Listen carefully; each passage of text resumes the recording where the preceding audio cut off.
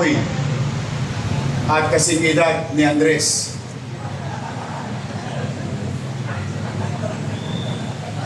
Kaya lumalagit-ngit na, Pat.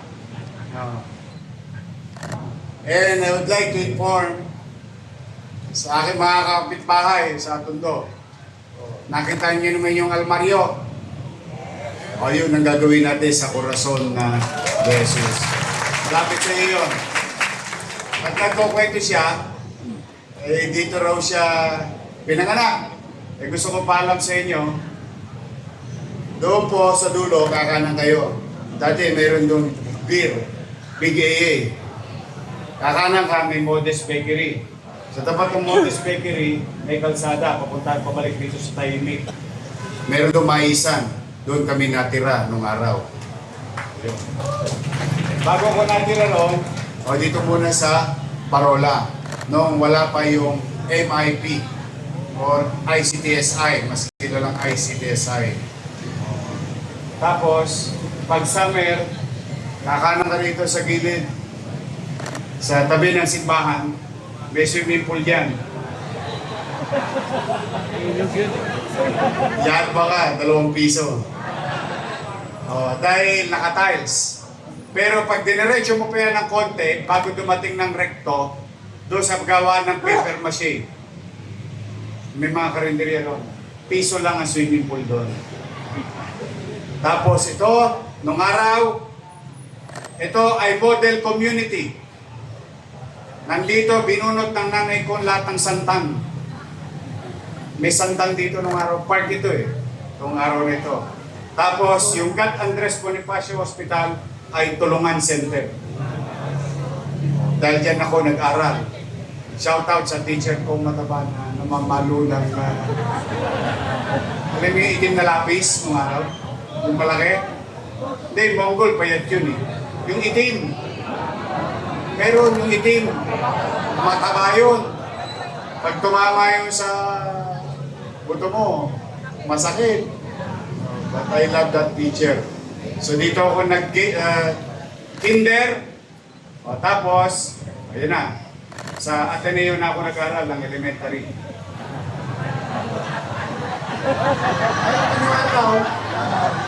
Di ba batang Ateneo tayo? Ateneo de Tondo, Rosauro Almario Elementary School. Kaya mahal na mahal ko itong lugar na ito kasi nagpaikot-ikot lang kami rito. Pagkatapos namin ma-reblocking, dahil gagawin na yung pier, tinamaan ang bahay namin. Nakupahan kami, nakipisan kami dyan sa Tahimik. Noong wala na kaming pangupa, napalayas kami, nandun kami sa Maria Payo, Luwalhati. Tapos wala na rin kaming pangupa, napalayas kami, napunta na kami sa Sandico, Tagumpay, Sandico. Noong wala na pangupa, napalayas kami. Puro layas sa ginawang tao. Tapos napunta kami sa may Kagitingan, Corner Tuason, kay dating chairman Sumalangit na ba ang kaluluwa, Chairman Geronimo. Dapat nalagay mo yung malaki. Wala na rin pambayad ng upa. Natira kami sa Santo Niño, Moriones. Wala na rin pambayad ng upa.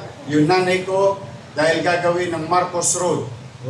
Para lang sa kaalaman ng mga kabataan, hindi po yan Artel. Marcos Road po yan. Yan po yung tinatawag na Coastal Road. From Cavite to Bataan. Kaya lang nagka-revolusyon noong 86. Kaya natigil yung gibaan sa bureau.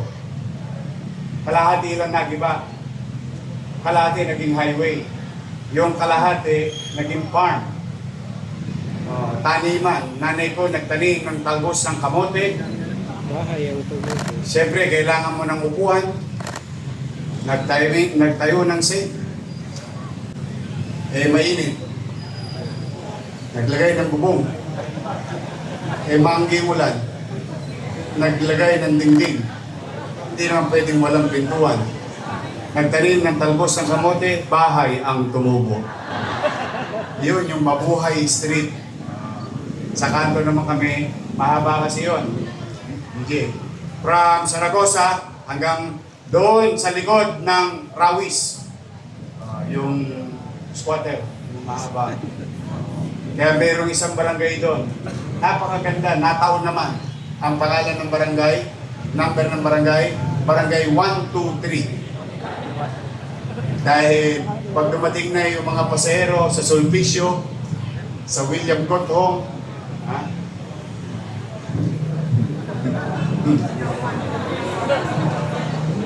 Para silang kumikinang-kinang sa mga mata ng mga Talonges sa 123 nung araw. Taxi, taxi, taxi. Yung pala sa Lisig. These are the community where I grew up. Si estimates, nung wala pa yan, yung nasa harapan na yan. Nung wala pa yan, yung mga bahay na yan. Klase yan, basketball court yan. Ito yung Bliss. Yung kaklase ko, si estimates. Pag wala akong baon, sa almaryo, pinapakain ako nun yung estimates. Kaya dito umikot yung pagkabalahibong pusa ko. Nung nagpinatilyo na ako, doon na ako sa Moriones area. So I literally grew up in there. Marami nang nawala. Wala na rin yung si Bigay eh. Si Modest na lang yata natitira dito eh. Sa lumang panahon. Saka yung ating pila ng jeep. Diyan sa kanto. Kasi hindi pa ako tao, pila na ng jeep yan nung araw pa. So anyway, good morning! Sesya na kayo, nag-throwback lang ako. Totoo po, ngayon ay nagpapasalamat ako sa Diyos, bagamat tukod na tukod tayo sa mga gastusin, hindi naman tayo titigil na patuloy na mamuhunan. And as you all know, I've been driving the city towards a particular journey addressing MBN. Minimum basic needs. And that is housing, education, healthcare, and jobs. Doon lang. Doon lang iikot ang malaking porsyento na limited na resources natin. Tugunan itong mga pangunahing pangangailangan ng tao. At anumang lead na meron tayo, malaking portion niyang diyan ko ilalaan.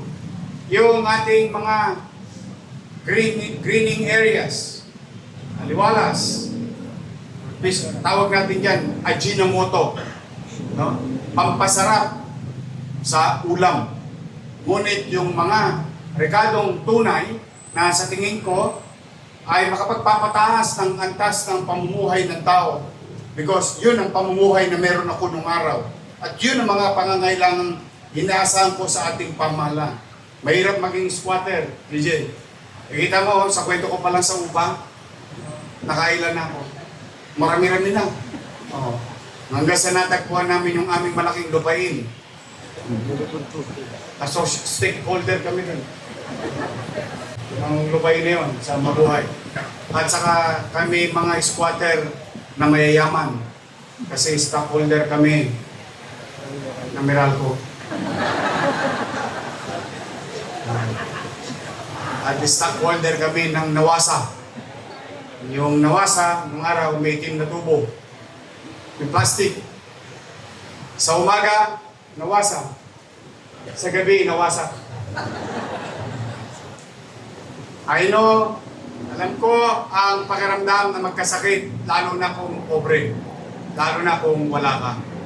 Kaya ako'y talaga, anumang hirap ng sinusuong natin sa pagpapasya, sa pagpili ng prioridad, dahil nga limitado ang ating kakayanan sa pananalapi. Pumanatag kayo, mga nanay at tatay ko, mga lolo't lola ko, mga batang Maynila, ay patuloy akong mamumuhunan sa usaping pangkalusugan. In fact, ito po ay isa sa marami na binabago nating pasilidad. Samupit buong gastos ng local government. Samupit halong pera ng national at lokal. Some of it, kapartner naman natin ang pribadong sektor. We're trying to be innovative in finding ways, no matter what. As long as, sabi nung isang kaibigan ko, kapitbahay natin dito, si Enrique Razon, he would always say, results matter. Mahirap between point A to point B. Yung tatahakin. A is the goal, B is the result. But in between is the challenge. But no matter how challenging it is, we will continue to invest in the healthcare of our people in the city of Manila. After this, in a matter of few months, Posadas,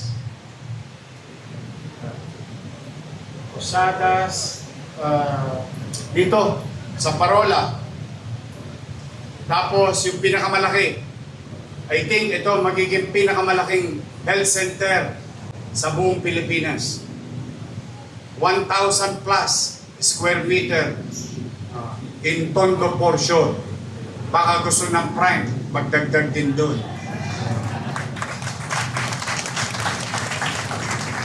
Sadas, Tondo portion, Parola, Austin. We are already sa doon, Chape na lang. Pera lang ang ulang. Nabili natin yung lupa. Bumili tayo ng lupa 5 times bigger from the existing space from Austin. So we're going to create more and build a 7-story, 8-story brand new hospital ng Tondo.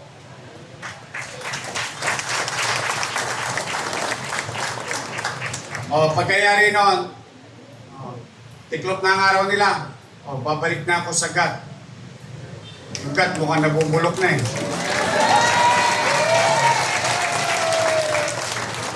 Parang gusto rin nyo rin maging Osman, no?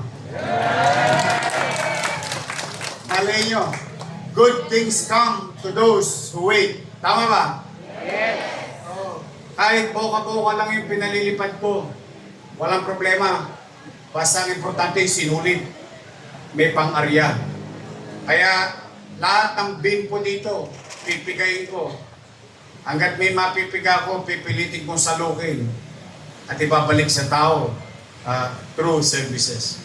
Kaya kay Jose Pardo na lumaki rin dito, ito, taga rito. Nung araw, kakalapos kami. Yun, sa eskinita rin. Siyempre. Gusto mo, tupada pa. Maliganda. Larga. Kaupat, ha? Si Jose Alpardo at siyempre yung mahal na mahal nating si Bansay. Diba? Parang katambay lang natin sa kanto. Matagal natin naging konsyal, naging congressman. Andito yung kanyang anak, si Eric Ian na Nieva. Partida pa yan, ha? Kalahati lang gumagana dyan. Ang hindi ko lang malaman yan kung totoong tunay na kalahati din.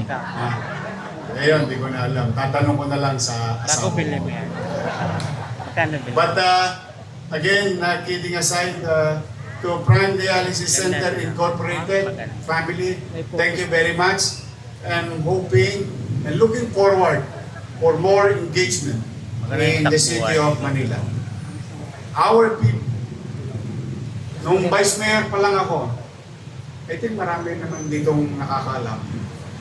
But just for the sake of information to Prime, sa opisina ko, may lingguhan. About 200 plus of them. And the sad part of it, some of them receives a plaque of appreciation from time to time. Marmol, nakasaad ang kanilang birthday. Sila din ba naman? Gusto mo marmol pat? Tinatama daw ako kaya ako.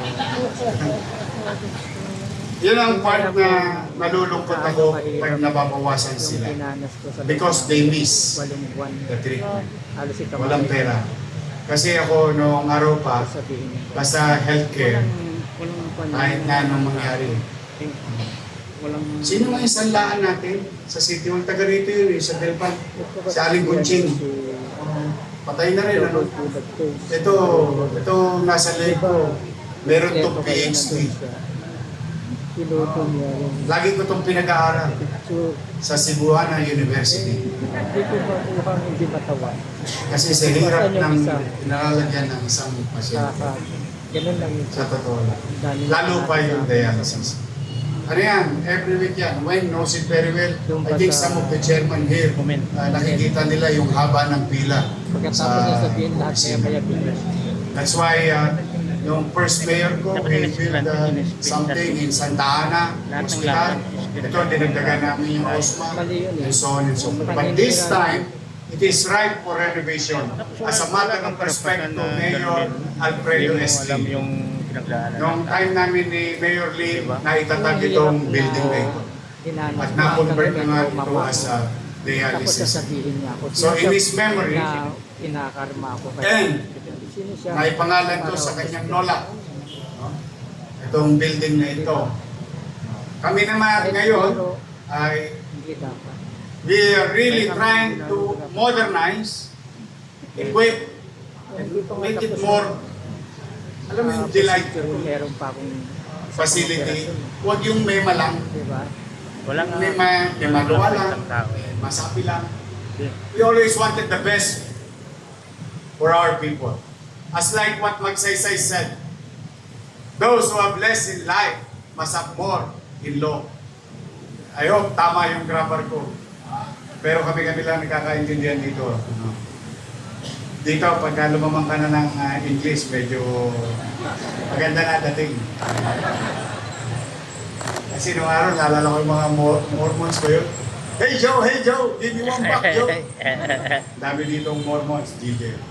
But, again, mga kababayan, basta, we will. Lagi tayong mamumuhunan sa pangkalusugan ng ating mga... Kasama pa. In fact, as you all know about the Kagapay program, lalong lumalawak.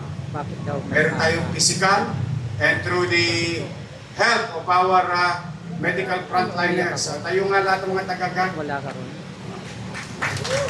O, palagpakan natin sila. Mga kababayan, Huwag mo pansinin yun. Na-stress na ako. Yan. hindi sila perfectong organisasyon like ours. Wala namang kita. Sometimes we may have some shortcomings, but it's not easy Kami hindi namin really doing our job Alas 3 in the public service, especially in the healthcare.